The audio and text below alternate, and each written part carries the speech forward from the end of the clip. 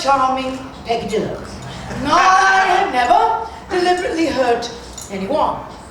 While using the drug heroin, however, I did a few things that I now regret.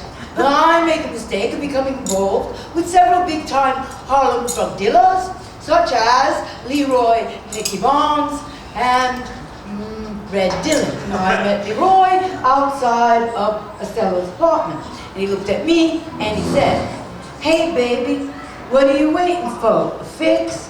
I said, "Yes, how did you know?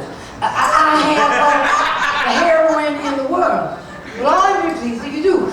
She really was. She looked at me and she said, "Hey Margot, why don't you go with Leroy? He's the biggest heroin dealer on the eastern seaboard." I said, "Really, darling? Is he that prestigious?" "No, I'm not a real woman." And she looked at me and she said, "That's all right, Leroy is a freak." Leroy was a freak, and he looked at her and me and he said, "Hey babe, just go get yourself straight."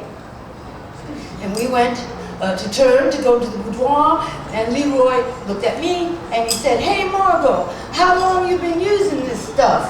I said, "Well, darling, we're not overly long. I just got into it through bad boyfriends and whatnot. Darling, I'd rather not get into it. It's a bit sordid. And you, Mr. Barnes, how long, Mr. Barnes, have you been using this stuff?" "Hey, baby, I don't use that shit." You see? He sold it, but he didn't use it, you see? I wanted to give him a piece of my mind.